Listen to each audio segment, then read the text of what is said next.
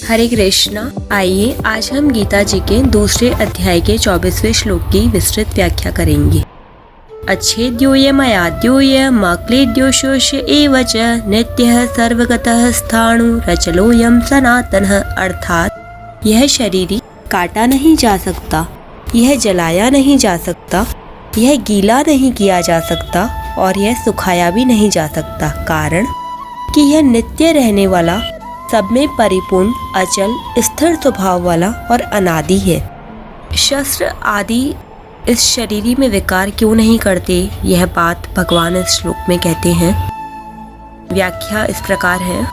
अच्छेद्योऽयम् अर्थात शस्त्र इस शरीर का छेदन नहीं कर सकते। इसका मतलब यह नहीं कि शस्त्रों का अभाव है या शस्त्र चलाने वाला अयोग्य है, प्रत्युत छेदन रूपी क्रिया शरीर में प्रविष्ट हो ही नहीं सकती, यह छेदन होने के योग्य ही नहीं है।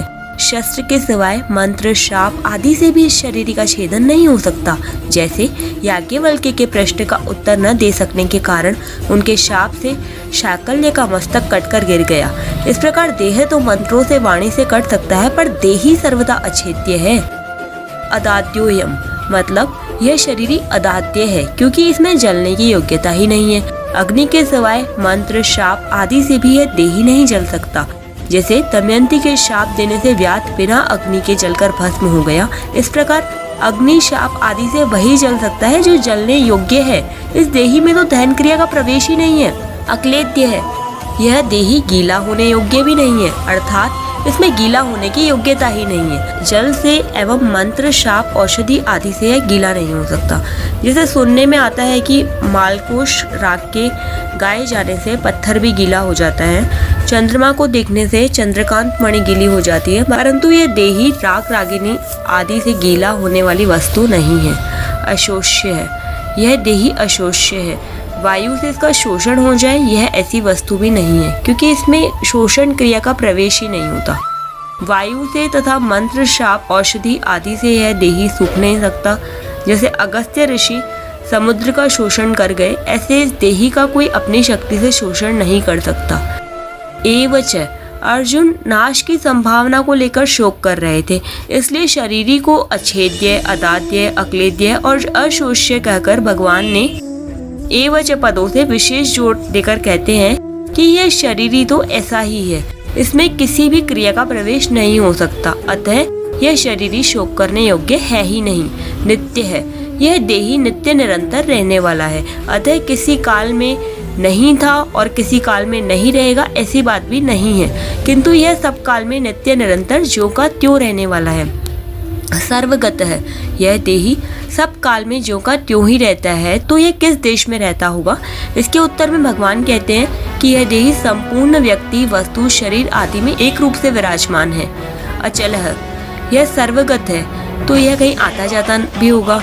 इस पर भगवान कहते हैं कि यह देही स्थिर स्वभाव वाला है, अर्थात इसमें कभी यहाँ और कभी वहाँ इस प्रकार आने जाने की क्रिया नहीं है। स्थाणु, यह स्थिर स्वभाव वाला है, कहीं आता जाता नहीं, यह बात तो ठीक है, पर इसमें कंपन तो होता होगा।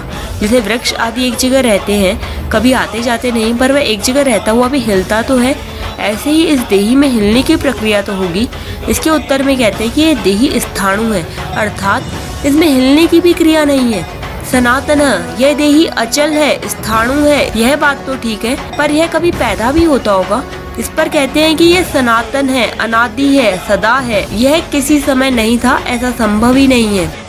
यहाँ विशेष बात यह है कि यह संसार अनित्य है, एक क्षण भी स्थिर रहने वाला नहीं है, परंतु जो सदा रहने वाला है, जिसमें कभी किंचन मात्र भी परिवर्तन नहीं होता, उस देही की तरफ लक्ष्य कराने में नित्य पद का तात्पर्य है। देखने, सुनने, पढ़ने, समझने में जो कुछ प्राकृत संस्कार आता है, उसमें जो सब जगह परिपूर्ण तत्व है, उसकी तरफ लक्ष्य कराने में सर्वगतः पद का तात्पर्य है। संसार मात्र में जो कुछ वस्तु, व्यक्ति, पदार्थ आदि हैं, वे सब के सब चलायमान है। उन चलायमान वस्तु, व्यक्ति, पदार्थ आदि में जो अपने स्वरूप से कभी चलायमान विचलित नहीं होता, उस तत्व की तरफ लक्ष्य कराने में अचल पद का तात्पर्य है। प्रकृति और प्रकृति के कार्य संसार में प्रतिक्षण क्रिया होती रहती है, परिवर्तन होता रहता है। ऐसे परिवर्तनशील संसार में जो क्रिया रहित, परिवर्तन रहित, स्थायी स्वभाव वाला तत्व है, उसकी तरफ लक्ष्य कराने में स्थाणु पद का तात्पर्य है। मात्र प्राकृत पदार्थ उत्पन्न और नष्ट होने वाले हैं तथा ये पहले भी नहीं थे और पीछे भी नहीं रहेंगे। परंतु जो ना उत्पन्न होता है ना नष्ट होता है तथा जो पहले भी था और पीछे भी रहेगा, उस तत्व देही की तरफ लक्ष्य कराने में सनातन पद का तात्पर्य है। उपयुक्त पांचों विशेषणों से तात्पर्य है कि शरीर संसार के साथ तादात्म्य होने पर भी और शरीर शरीरी भाव का अलग अलग अनुभव न होने पर भी शरीरी नित्य निरंतर एक रस एक रूप रहता है। यहाँ परिशिष्ट भाव यह है कि सर्वगत स्वयं देहगत नहीं है, प्रत्युत सर्वगत है। ऐसा अनुभव होना ही जीवन मुक्ति है। जैसे शरीर संसार में बैठा हुआ है, ऐसे हम शरीर में बैठे हुए नहीं हैं। शरीर के साथ हमारा मिलन कभी हुआ ही नहीं है ही नहीं, होगा ही नहीं, हो सकता ही नहीं।